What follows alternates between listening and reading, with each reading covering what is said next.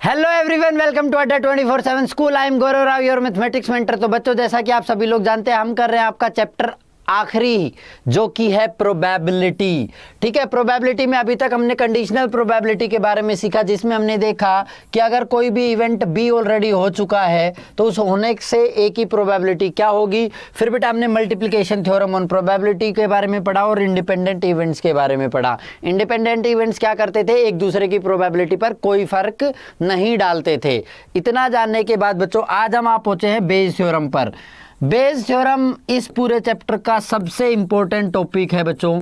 आपके स्कूल का एग्जाम हो, आपके बोर्ड का एग्जाम हो, इवन जेई तक में इसके रिलेटेड क्वेश्चन कैसे न कैसे करके ज़रूर पूछ ही लिया जाता है। तो ये बहुत ही इम्पोर्टेंट क्लास होने वाली है। ठीक है, और इस चैप्टर के बारे में मैं बार बार आप लोगों को बोल रहा हूँ, इस चैप्टर में जितना इम्पोर्टेंट सॉल्यूशन है उससे और भी ज़्यादा इम्पोर्टेंट है क्वेश्चन को समझना।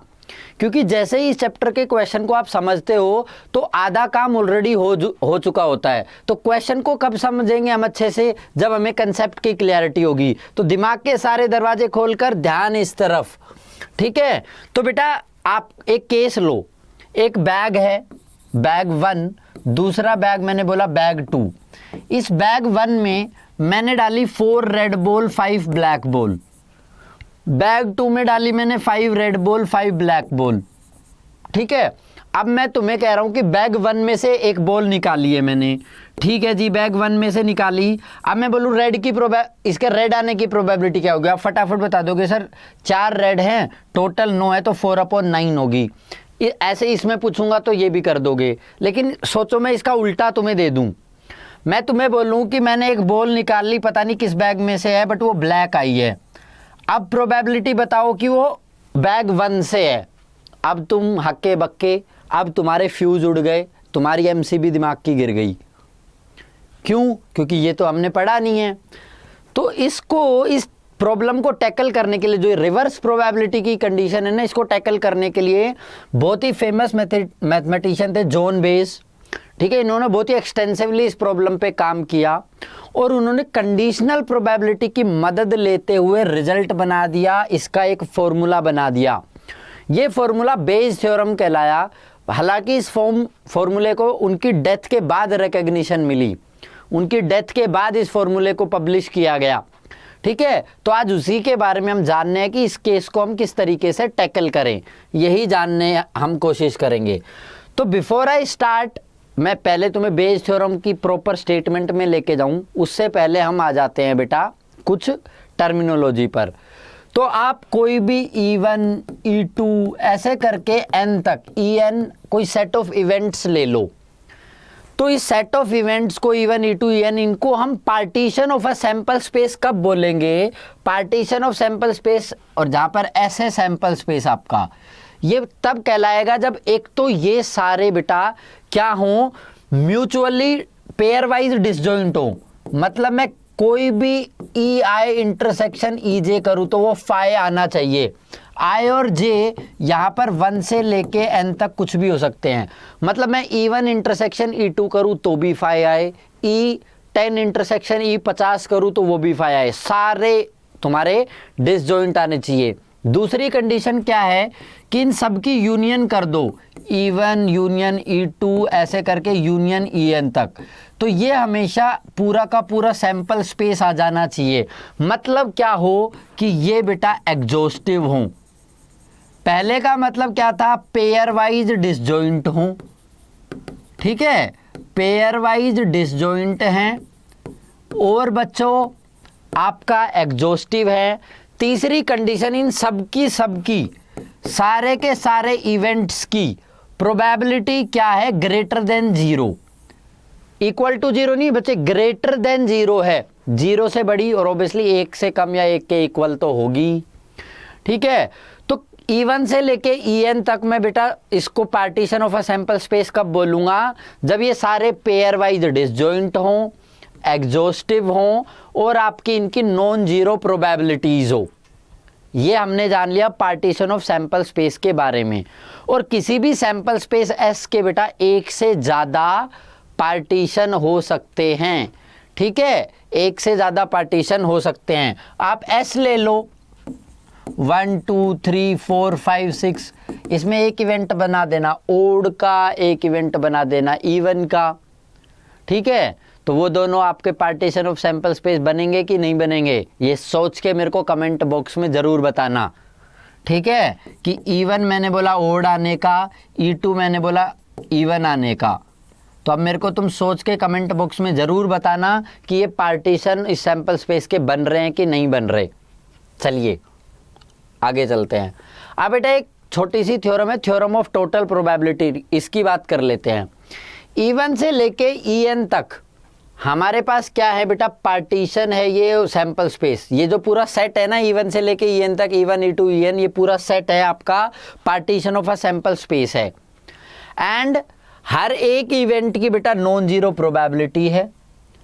देन अगर उस केस में आपको प्रोबेबिलिटी ऑफ ए निकालनी हो, वो हो जाएगी probability of event 1 into conditional probability of A when E1 has occurred, तो A बाई E1 प्लस दूसरे इवेंट की probability into probability of A when E2 has occurred, ऐसे करके En तक चले जाएंगे। मतलब summation of j equal to 1 से n probability of EJ into probability of A upon EJ।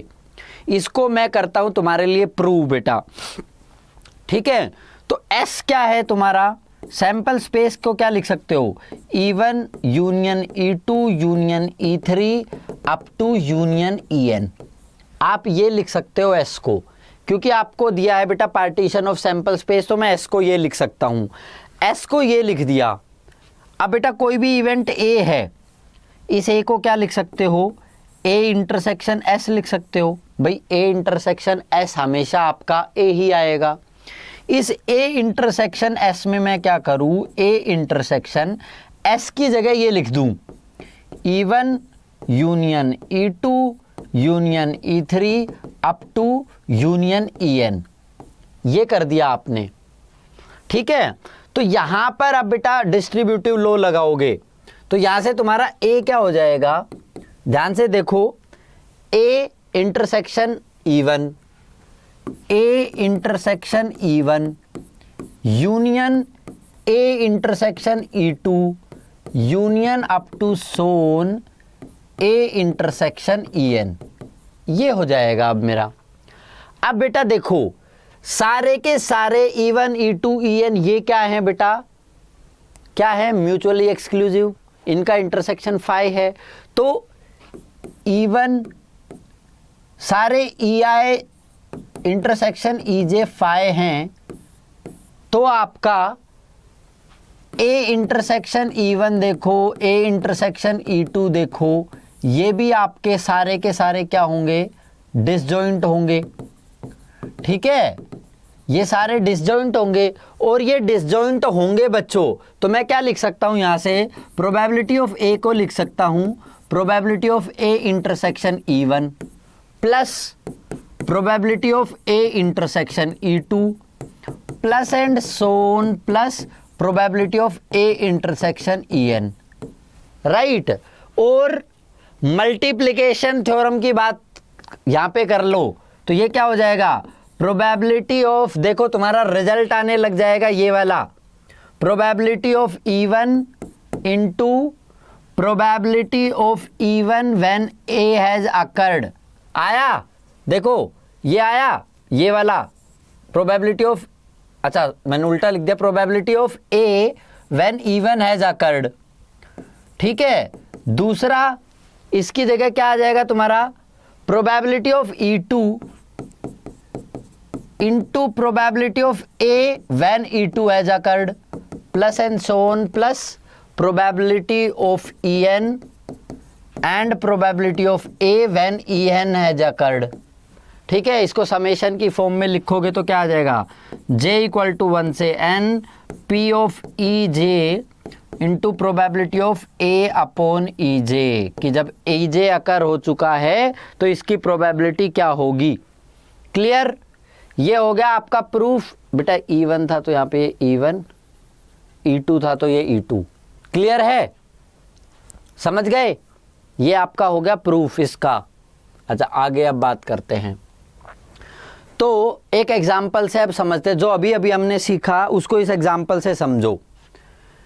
एक पर्सन ने कंस्ट्रक्शन जॉब ली, तो प्रोबेबिलिटी 0.65 है कि एक स्ट्राइक होगी, और 0.80 है कि कंस्ट्रक्शन टाइम पर कंप्लीट हो जाएगी अगर स्ट्राइक नहीं हुई तो, और 0.32 प्रोबेबिलिटी है कि कंस्ट्रक्शन टाइम पे हो जाएगी अगर स्ट्राइक हो जाए तो भी।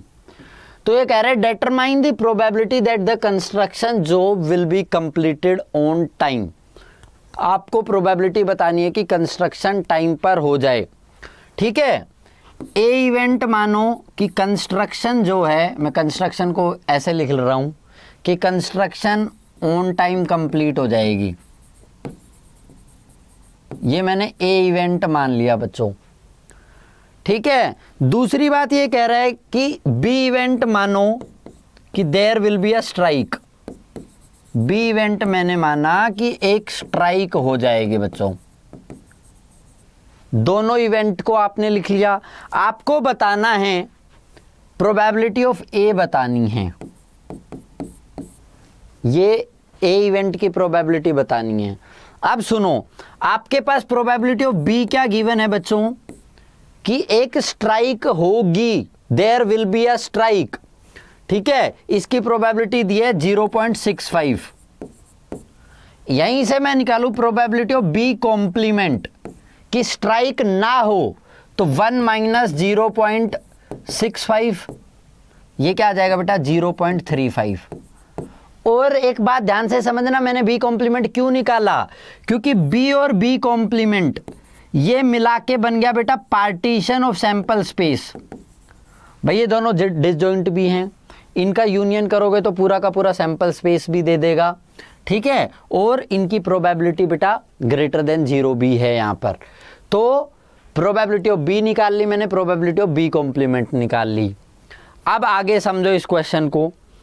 बी और बी कॉम्प्लीमेंट ये आपके बन गए बेटा क्या है, partition of a sample space.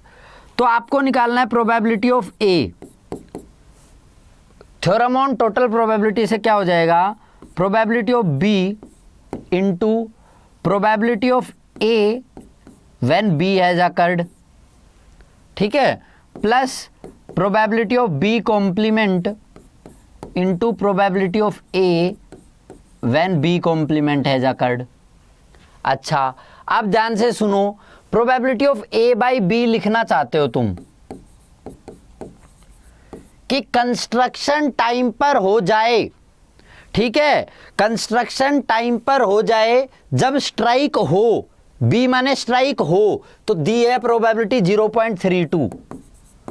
और probability of A by B complement कि स्ट्राइक ना हो तब कंस्ट्रक्शन टाइम पर कंप्लीट हो जाए, उसकी प्रोबेबिलिटी है 0.80। अब इसमें तुम्हारा केवल वैल्यू पुटिंग का काम बचा है। प्रोबेबिलिटी ऑफ बी का मतलब हुआ 0.65, probability of A by B मतलब 0.32, plus probability of B complement 0.35, probability of A by B complement into 0.80। ये कैलकुलेशन कर लेना। देखो, theorem of on total probability ने बड़ा आसान सा बना दिया कि स्ट्राइक हो ना हो, दोनों के इसको मर्ज करके कंस्ट्रक्शन का काम कंप्लीट होने की टाइम पर प्रोबेबिलिटी ये आएगी। क्लियर है बेटा, एकदम सिंपल था। नेक्स्ट बेस थ्योरम पर आते हैं। बेस थ्योरम क्या कहती है कि इवन से ईएन तक ये नॉन एम्प्टी इवेंट्स हैं एन। ठीक है, ये पार्टीशन ऑफ सैंपल स्पेस है एस, मतलब even union E two union E N करोगे तो एस आएगा। ए कोई भी इवेंट माना आपने जिसकी नॉन जीरो प्रोबेबिलिटी है, तो बेस थ्योरम क्या कहती है, probability of E I upon A, किसी भी आई 1 से n तक के लिए कि कोई भी इवेंट ई आई होने की प्रोबेबिलिटी जब ए ऑलरेडी अकर कर चुका है, इसका मतलब होगा probability of E I into, इसका उल्टा करना बच्चे, probability of A upon E I upon sum करना probability of E J into probability of, कि जब आपका ई जे अकर कर चुका है तब ए की प्रोबेबिलिटी।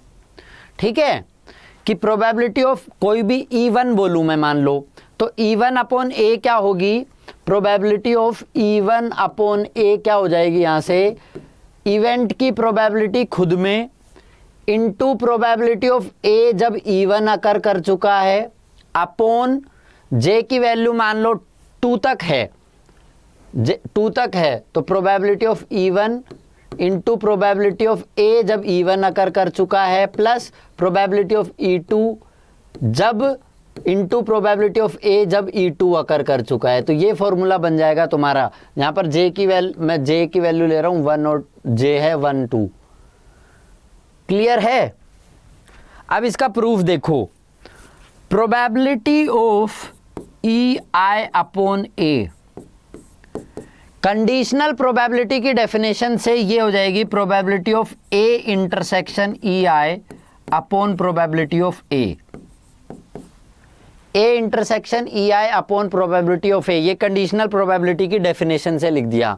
अब ए इंटरसेक्शन, अब देखो मल्टीप्लिकेशन थ्योरम से probability of A intersection EI को लिखना, probability of EI into probability of EI into probability of A when EI has occurred, probability of A when EI has occurred upon P of A, theorem on total probability से, theorem on total probability से P of ए तुम्हारा ये है, इसको उठा के U का U रख रहा हूं बच्चे, ठीक है, इसको डायरेक्टली रख दे रहा हूं, J इक्वल टू 1 से n probability of EJ into probability of A upon EJ।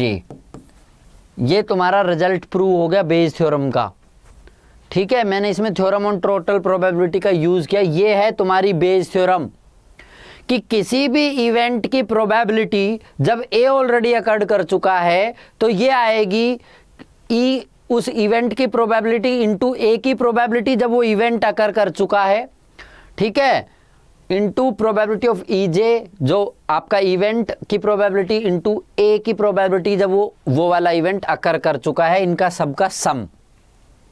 Clear? ये है आपका बेस थ्योरम। अब इसका एप्लीकेशन देखो, प्रूफ एकदम सिंपल था, अब एप्लीकेशन ध्यान से देखो बच्चों। इससे पहले एप्लीकेशन का क्वेश्चन कर रहा हूं, उससे पहले थोड़ी सी टर्मिनोलॉजी, जो E1 से En तक ये इवेंट्स हैं, इनको अपन बोलते हैं हाइपोथेसिस, ठीक है, ये हाइपोथेसिस कहलाते हैं। प्रोबेबिलिटी ऑफ EI, इसको अपन बोलते हैं प्रायरी प्रोबेबिलिटी, हाइपोथेसिस EI के लिए। और जो कंडीशनल प्रोबेबिलिटी है EI अपॉन ए, ये कहलाती है पोस्टीरियरी प्रोबेबिलिटी, ठीक है, पोस्टीरियरी प्रोबेबिलिटी जब आपका हाइपोथेसिस EI के लिए। ये कुछ डेफिनेशन है जो कभी कभार तुमसे पूछ लेता है। अच्छा, बेस थ्योरम को हम बोलते हैं formula for the probability of causes, ये भी बोलते हैं। ऐसा क्यों बोलते हैं कि सारे के सारे EI है, ये तो सैंपल स्पेस S का पार्टीशन है। अच्छा, and one and only one of the event EI occurs, ठीक है, कोई भी EI जो है ये एक ना एक अकर जरूर करना चाहिए, ठीक है। आपको पता है 0 प्रोबेबिलिटी तो हो ही नहीं सकती, तो इस पूरे फॉर्मूला से हम बोल सकते हैं probability of a particular EI, जिसको हम बोल रहे हैं कोज, कि वो एक कोज है, इसलिए प्रोबेबिलिटी ऑफ कोजेस भी बोलते हैं इसको। अब क्वेश्चन पर आओ बच्चों, क्वेश्चन को ध्यान से देखो। बैग 1 है आपके पास, जो मैंने शुरू में तुम्हें बताया था, बैग 1 है, इसमें 3 रेड हैं, 4 ब्लैक बॉल हैं। देखो मैंने शुरू में ही तुम्हें बताया था, कुछ उसी प्रकार का क्वेश्चन है। बैग 2 में क्या है, 5 रेड बॉल, 6 ब्लैक बॉल, ठीक है बेटा। बैग 1 है आपके पास, बैग 2 है। अब आगे बढ़ने से पहले यहां तक का काम कर लो। मैं इवन इवेंट मान रहा हूं कि बैग 1 को चूज कर रहा हूं, चूजिंग बैग 1, ठीक है। E2 इवेंट मान रहा हूं मैं, जिसमें चूज कर रहा हूं मैं बैग 2 को। अब बेटा बैग 1 या 2 ही बैग हैं, किसी को भी चूज करने की प्रोबेबिलिटी ऑफ E1 क्या है, हाफ होगी 1/2, टोटल 2 बैग में से एक चूज कर रहा हूं, प्रोबेबिलिटी E2 भी क्या होगी, 1/2 होगी। यहां तक तो बात क्लियर है, ठीक है। यहां तक तो मैंने क्वेश्चन की ही लाइंस को बेटा लिखा है।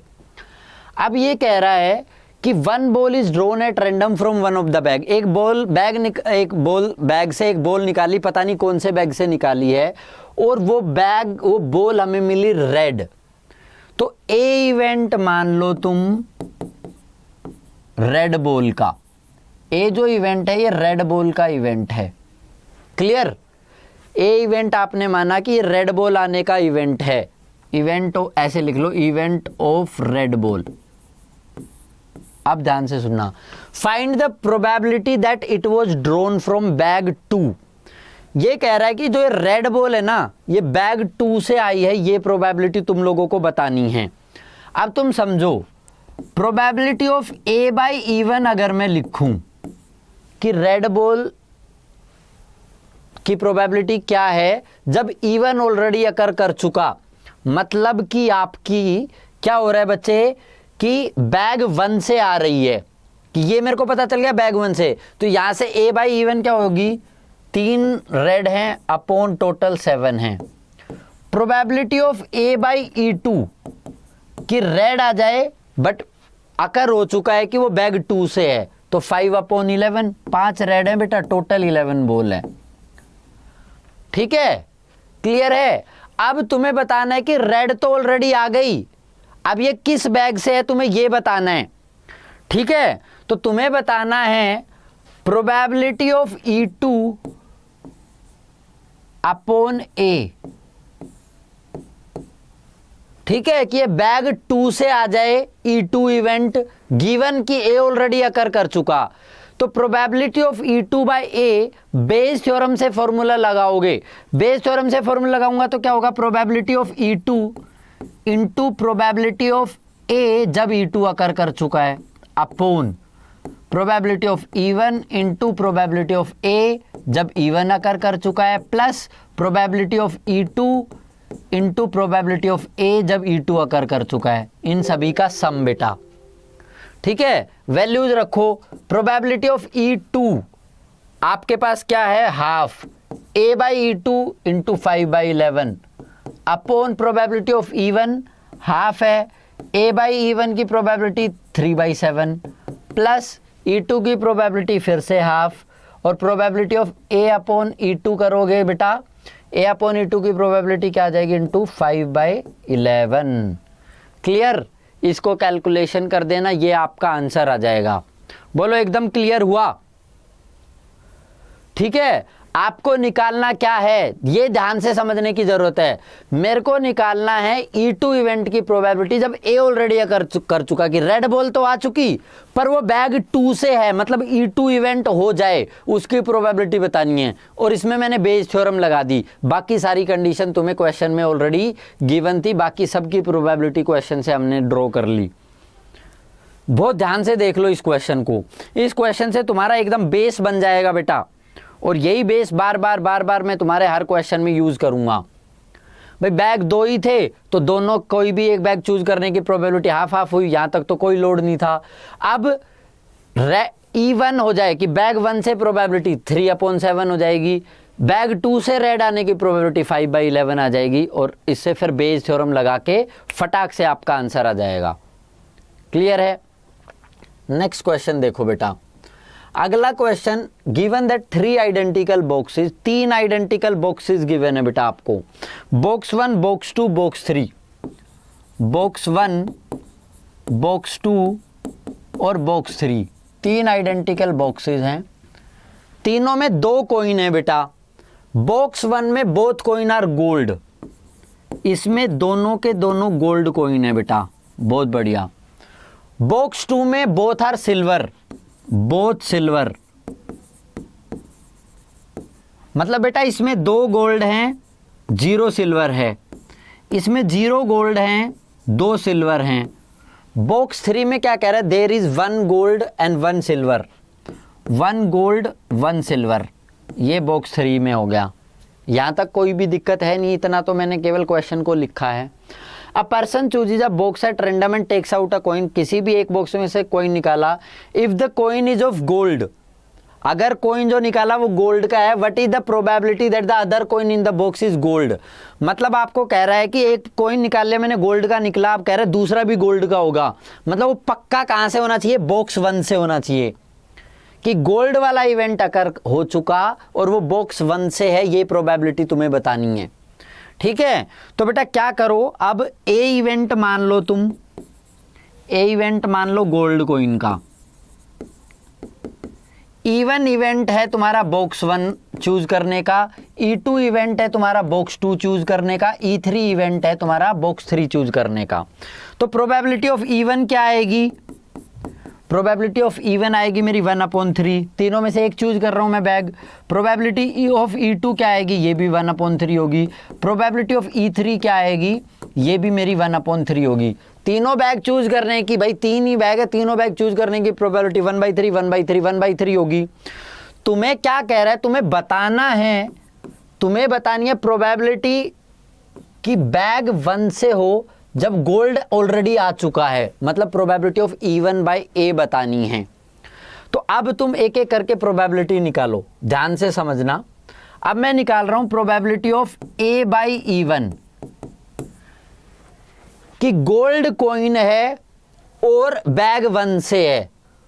अब बताओ बेटा, गोल्ड कॉइन है और बैग 1 से है, प्रोबेबिलिटी 1 ही आएगी तुम्हारी। भाई दोनों ही गोल्ड है तो पक्का गोल्ड निकलेगा कि नहीं निकलेगा। प्रोबेबिलिटी ऑफ ए बैग 2 से कि गोल्ड आने की प्रोबेबिलिटी, जब E2 ऑलरेडी अकर कर चुका है, E2 इवेंट हो चुका, मतलब मैंने E2 को ही चूज किया है, तो 0 होगी इसकी प्रोबेबिलिटी, गोल्ड तो आ ही नहीं सकता इसमें कॉइन ही नहीं है गोल्ड। और प्रोबेबिलिटी ऑफ ए कि गोल्ड कॉइन आने की प्रोबेबिलिटी जब E3 ऑलरेडी अकर कर चुका, तो क्या हो जाएगी, 2 कॉइन में से एक 1/2।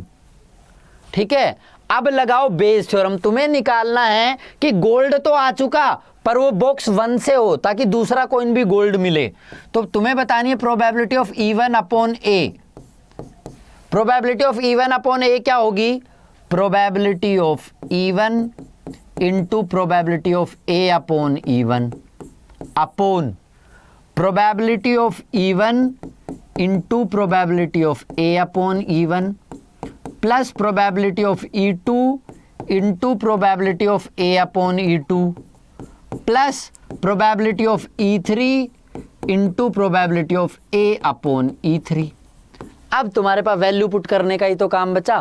प्रोबेबिलिटी ऑफ E1 कितनी बेटा, 1/3, A/E1 तो 1 ही हो गई, अपॉन ये तुम्हारी 1/3, ये तो 1 ही है। प्रोबेबिलिटी ऑफ A/E2 ये तो 0 हो जाएगी, तो ये पूरी टर्मिनोलॉजी 0 खत्म, प्लस प्रोबेबिलिटी ऑफ E3 कितनी, 1/3 इंटू प्रोबेबिलिटी ऑफ A/E3 1/2। तो यहां से क्या आ जाएगा, 1/3 अपॉन 1/3 प्लस 1/6 क्या है, 1/3 अपॉन 2 और 1 3 अपॉन 6, 3 2 ये 1, ये आ गया। तो यहां से तुम्हारा क्या आंसर आया, ये बन गया 1/2, यहां से मेरा आ गया 2/3, ये आंसर हो गया। क्लियर बेटा, ये आंसर हो गया, एकदम ठीक है। ये ध्यान से समझने की जरूरत है कि A/E1 की गोल्ड आने की प्रोबेबिलिटी, जब मैंने बैग E1 चूज कर लिया ऑलरेडी, गिवन की बैग E1 चूज, तो ऑब्वियसली 1 होगी, दोनों ही गोल्ड हैं। और बेटा ए आने की, ए इवेंट होने की प्रोबेबिलिटी जब E2 ऑलरेडी हो चुका है 0, E2 में तो गोल्ड है ही नहीं, एकदम सिंपल। आ गई बेस थ्योरम का एप्लीकेशन, पता चल गया कब लगानी है बेस थ्योरम। नेक्स्ट क्वेश्चन पर आओ। Suppose that reliability of a HIV test is specified as follows. Or people having HIV 90% of the test detect the disease. कि एक HIV का टेस्ट होता है, HIV आपका, ठीक है, एड्स का टेस्ट हो रहा है, तो जिन लोगों को ऑलरेडी एड्स है उनका अगर टेस्ट होता है तो 90% में तो डिटेक्ट कर लेता है, 10% में नहीं पता चल पाता। भाई टेस्ट है, ऑब्वियसली फेल भी हो सकता है, कोविड के भी जैसे टेस्ट फेल भी हो जाते हैं। अच्छा, अब दूसरी कंडीशन क्या है कि जिन लोगों को नहीं HIV, उनका टेस्ट होता है तो उस केस में 99% तो वो बताता है सही कि इनको नहीं है HIV, 1% केस में वो ना होते हुए लोगों को भी टेंशन दे देता है कि भैया तुम HIV पॉजिटिव हो। ये तो बड़ी कष्ट की बात है।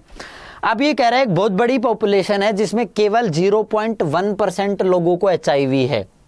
एक पर्सन सेलेक्ट किया आपने, उनमें से एक आदमी सेलेक्ट किया, उसको HIV टेस्ट दिया और उसका आया HIV पॉजिटिव, तो आपको बताना है what is the probability that person has actually, कि उसका पॉजिटिव जो आया है उसके एक्चुअल में HIV है, इसकी प्रोबेबिलिटी बतानी है। ठीक है, ई इवेंट मानो बेटा कि कोई भी जो पर्सन है, person is actually HIV positive.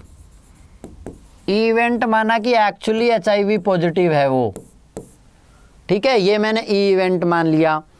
अब ए इवेंट क्या मानूं कि जो इवेंट जब HIV टेस्ट पॉजिटिव आए, ये ए इवेंट क्या है? Event when HIV test is positive. HIV test is positive. अब एक्चुअल में पॉजिटिव है कि नहीं है वो हमें नहीं पता, बट टेस्ट पॉजिटिव आ रहा है।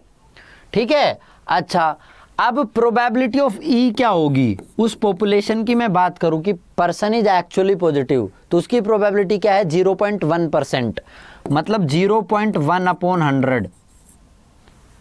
ये आ गई 0.001। प्रोबेबिलिटी ऑफ ई आ गया आपके पास बेटा कि सच्ची में HIV है, तो वो है 0.001। इसका पार्टीशन क्या बन जाएगा तुम्हारा? E complement. तो प्रोबेबिलिटी ऑफ ई कॉम्प्लीमेंट क्या होगी? 1 माइनस प्रोबेबिलिटी ऑफ ई, मतलब 1 माइनस 0.001, ये आ जाएगी 0.999। ठीक है, कि एक्चुअल में पॉजिटिव नहीं है, उसकी प्रोबेबिलिटी आ गई 0.999 आ गई बेटा आपके पास। अब आपको निकालना है कि पर्सन एक्चुअली है HIV पॉजिटिव, तो आ चुका, गिवन है कि ए इवेंट तो हो चुका, टेंशन हो चुकी है, रिपोर्ट में पॉजिटिव लिखा आ गया है, ए इवेंट ऑलरेडी हो चुका, बट वो ई हो जाए, उसकी प्रोबेबिलिटी, मतलब आपको बताना है प्रोबेबिलिटी ऑफ ई बाई ए, कि सच्ची में पॉजिटिव तो आ गया, ए इवेंट हो चुका, बट वो सच्ची में पॉजिटिव है, इसकी प्रोबेबिलिटी क्या है। ठीक है, अब देखो प्रोबेबिलिटी ऑफ ए बाई ई निकालो। ए बाई ई का मतलब बेटा कि टेस्ट भी पॉजिटिव आ जाए, गिवन की एक्चुअल में पॉजिटिव है। तो ऐसा कब होगा? 90% केस में ऐसा हो रहा है, 90/100, कि भाई आपका ये तो हो चुका ऑलरेडी कि आपका ये हो चुका है, पर्सन इज एक्चुअली पॉजिटिव। अब टेस्ट पॉजिटिव आने की प्रोबेबिलिटी है 90% गिवन है हमें, 0.9। Clear? Probability A by E complement की क्या है? कि आपका ई कॉम्प्लीमेंट हो जाए। ठीक है, ई कॉम्प्लीमेंट का मतलब है कि जो HIV टेस्ट जो पॉजिटिव हो रहा था ई इवेंट, कि उस केस में ए इवेंट, ए क्या है? एक्चुअली पॉजिटिव, बट गिवन है कि रिपोर्ट आपकी नेगेटिव आ जाए। ये क्या केस है? 1%।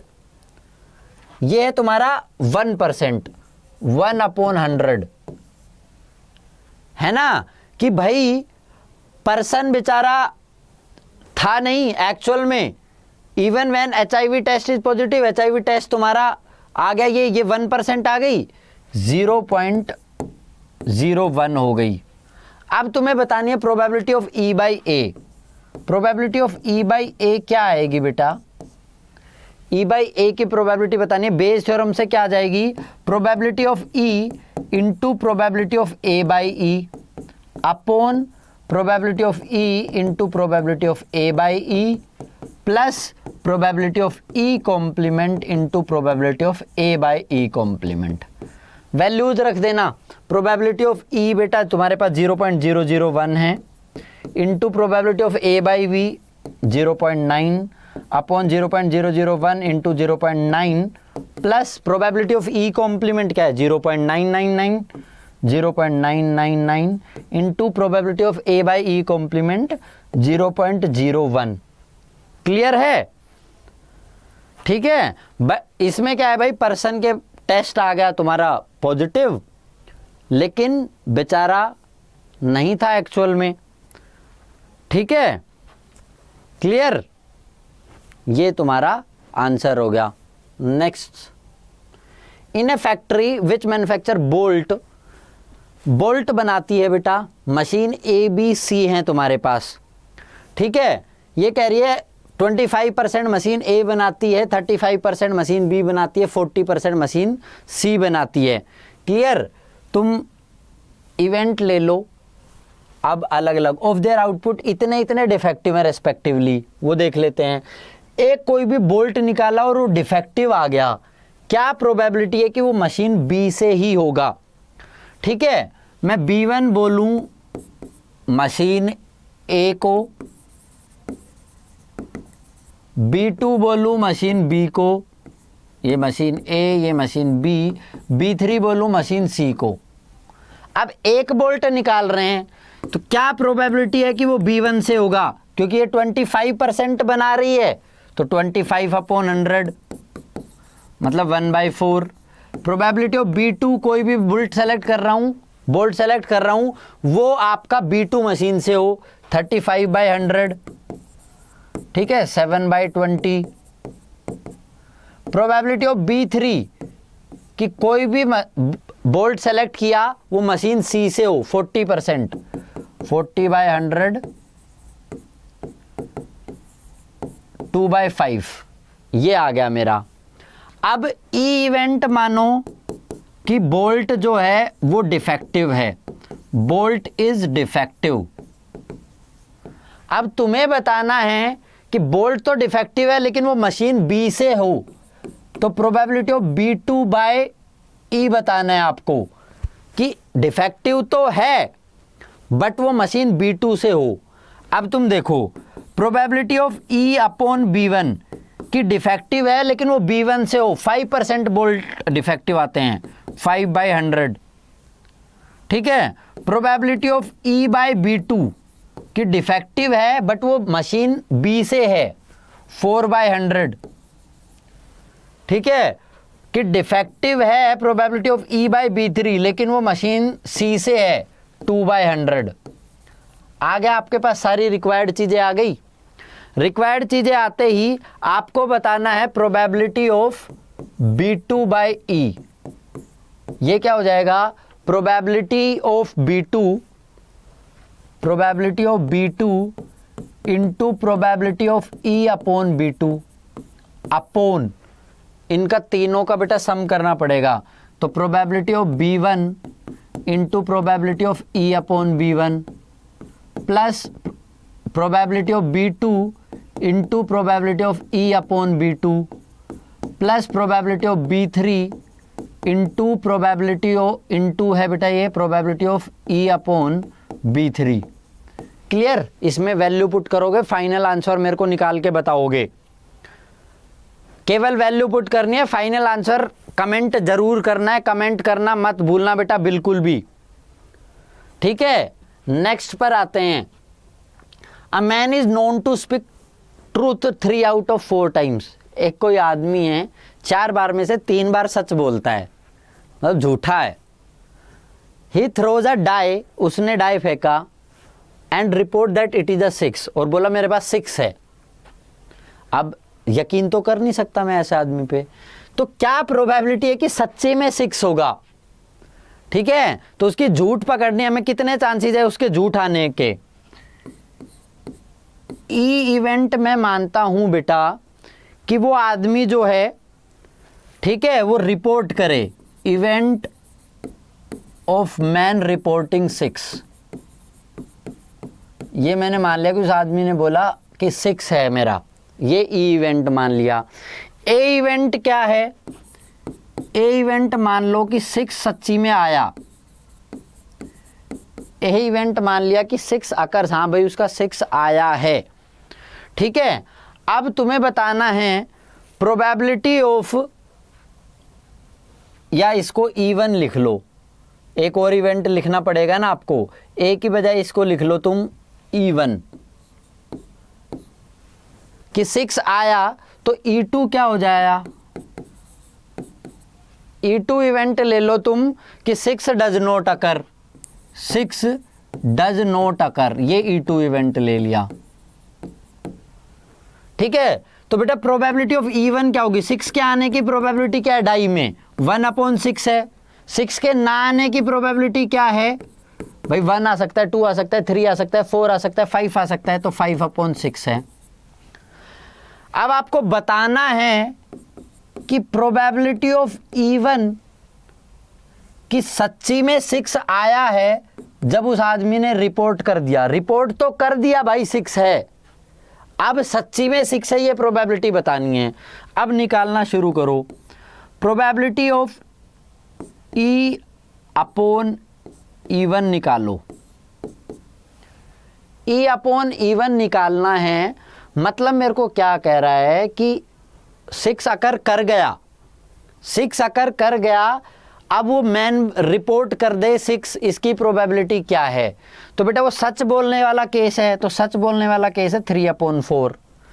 और प्रोबेबिलिटी ऑफ E/E2 कि 6 नहीं आया फिर भी रिपोर्ट कर दिया 6, मतलब झूठ बोल रहा है, 1/4। अब तुम्हारे पास सारी रिक्वायर्ड चीजें आ गई, तुम्हें बताना probability of E1 bye E, ये क्या हो जाएगा, probability of E1 into probability of E/E1 upon probability of E1 into probability of E/E1 plus probability of E2 into probability of E/E2। ये बेस थ्योरम लगा दी मैंने। प्रोबेबिलिटी ऑफ E1 कितनी है बेटा, 1/6 और E/E1 3/4, सच बोल रहा है। ठीक है, तो 1/6 into 3/4 plus probability of E2 6 अकर नहीं कर रहा, 5/6, फिर भी उसने रिपोर्ट कर दिया, झूठ बोल रहा है, 1/4। इसको सोल्व कर लेना, आपका आंसर आ जाएगा। क्लियर है। तो ये था बेटा बेस थ्योरम के आपके एग्जाम्पल्स, ये बेस थ्योरम के आपके एग्जाम्पल्स थे बच्चे। आसान सा था, करना बहुत ज़रूरी है, सारे क्वेश्चन खुद से प्रैक्टिस करना, तभी आपको अच्छे से आएगा। पढ़ते रहो बहुत अच्छे से, ठीक है। अड्डा 24/7 के चैनल को सब्सक्राइब कर लो, मैं आपके लिए लगातार मैथ्स की क्लासेस लेके आ रहा हूँ, पूरा सिलेबस आपका कवर करवा रहा हूँ। तो देखने के लिए थैंक यू बेटा, जय हिंद, जय भारत।